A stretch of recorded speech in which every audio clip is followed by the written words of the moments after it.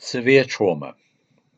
The basis of trauma management is to identify and treat injuries in order of their potential risk to life.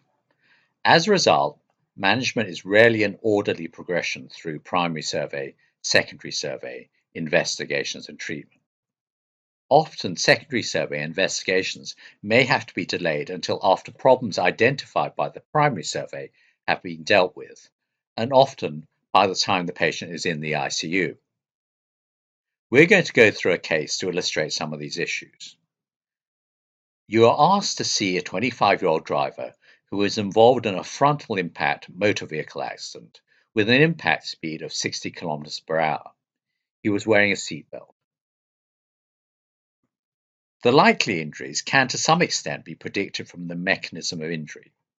Patients involved in frontal impact vehicle injuries are more likely to suffer cervical spine fractures, anterior flail chest, myocardial contusion, pneumothorax, aortic tear, ruptured liver or spleen, and fracture or dislocation of the hip or knee.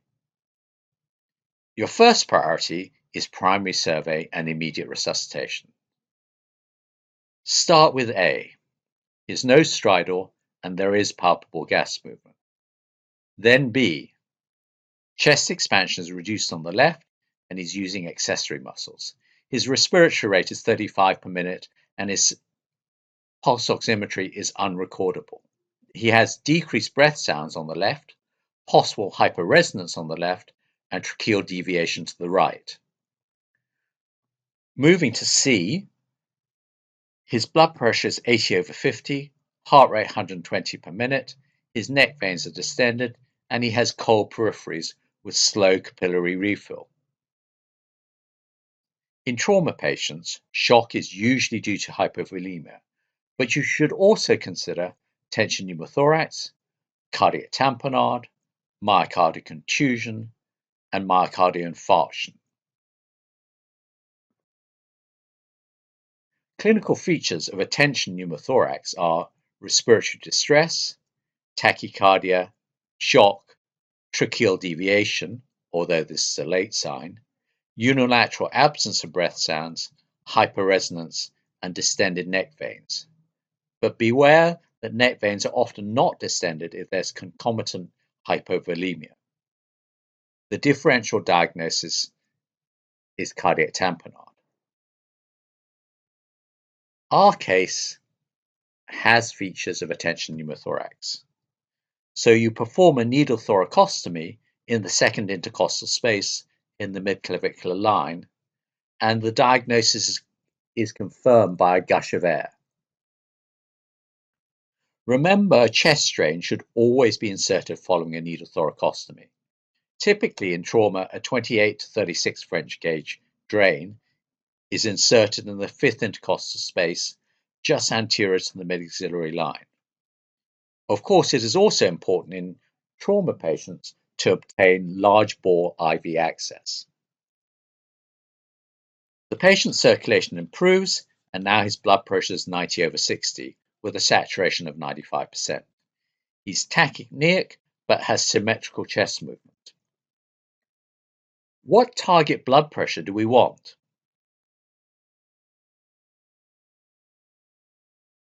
In general, aim for a systolic blood pressure of 80 to 100 millimeters of mercury in patients who have not suffered head or spinal injuries and in whom early hemostatic surgery is feasible. Resuscitation to a higher blood pressure may disrupt blood clots, exacerbate dilution or coagulopathy, and exacerbate hypothermia. A chest X-ray should be performed early, although the exact timing is not important. As the patient has now stabilized, this is a good opportunity to take the film as well as put on a pelvic binder if there are any signs or symptoms of a pelvic fracture. Remember that a chest X-ray is the one X-ray that is justified in an unstable patient. In our patient, the chest X-ray shows left-sided rib fractures and contusion of the left lung, and a chest drain that has been inserted too far. D is next. The Glasgow Coma score is E2, V2, M4, and his pupils are 3 millimeters, equal and reactive. You decide to intubate and ventilate the patient for airway protection. Frontal impact motor vehicle accidents are associated with cervical spine injury. Cervical spine injury cannot be excluded on clinical grounds, even with normal cervical spine x-rays, due to the presence of distracting injuries or decreased consciousness. Therefore, we have to assume that our patient has a cervical spine injury. The optimal method of intubation under these circumstances is controversial and dependent on the skills of the operator.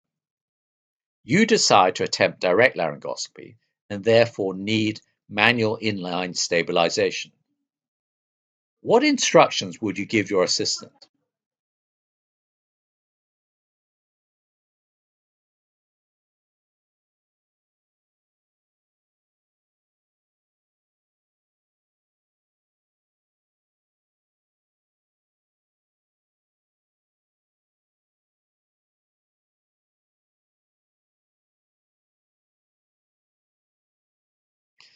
Stand in front of the patient and to one side.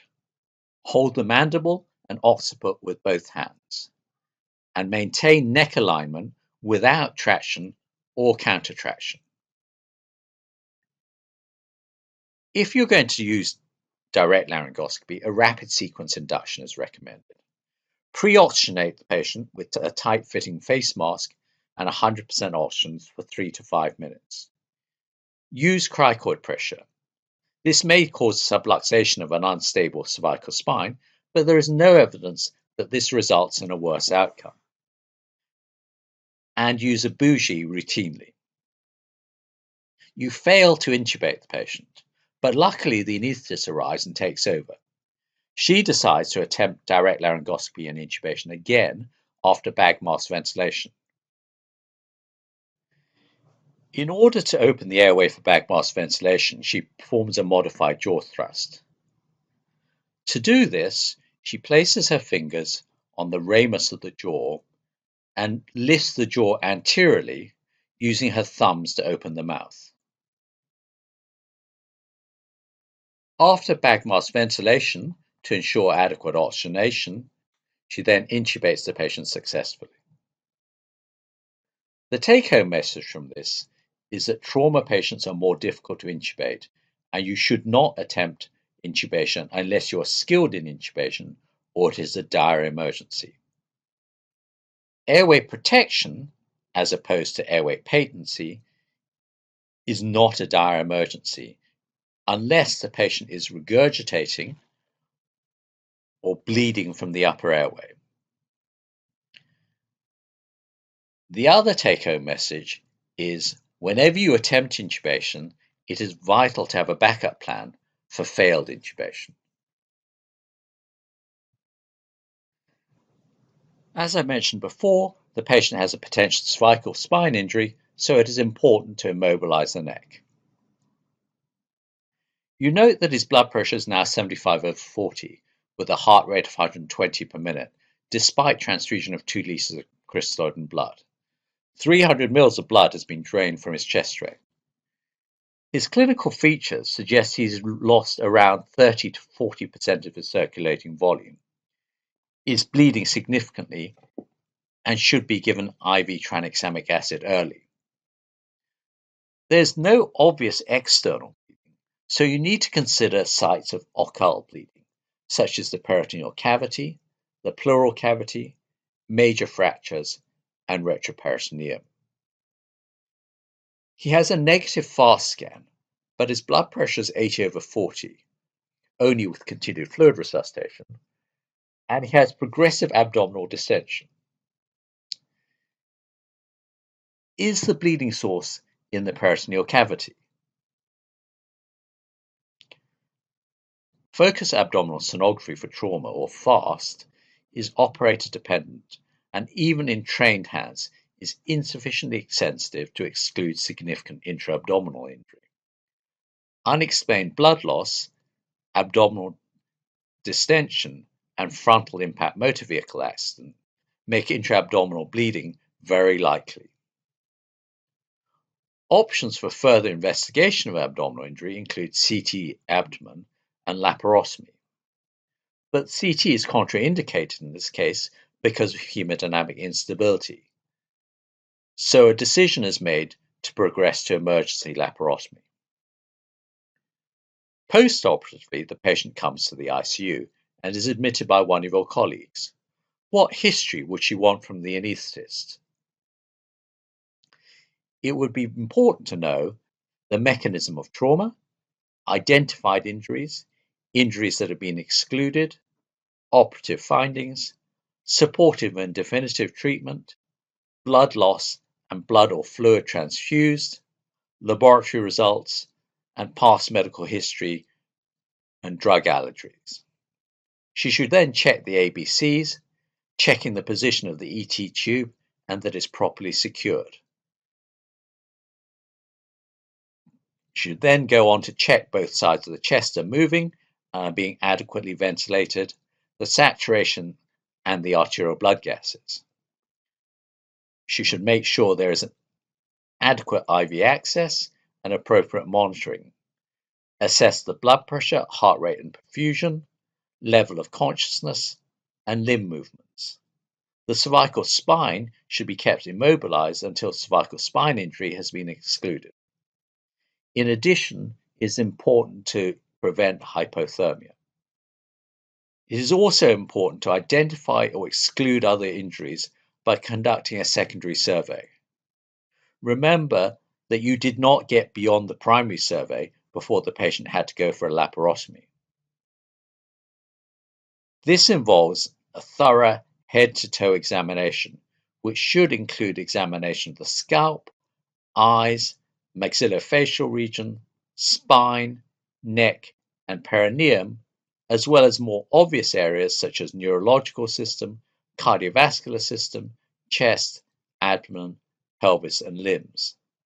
The patient should be log rolled to examine the back and to perform a rectal examination. Investigations should include routine blood tests, radiology, and an ECG, given the risk of myocardial contusion in frontal impact trauma. Radiology will depend to some extent on local practices and what injuries are suspected, but commonly involves a CT from head to pelvis. ICU management includes continued resuscitation, correction of coagulopathy, acidosis and hypothermia, all of which contribute to further bleeding, and treatment of complications. Although hypovolemic shock must always be considered in trauma patients, distributive shock may occur in the later phases due to a systemic inflammatory response. Spend the next minute thinking about and writing down 3 take-home messages from this lecture.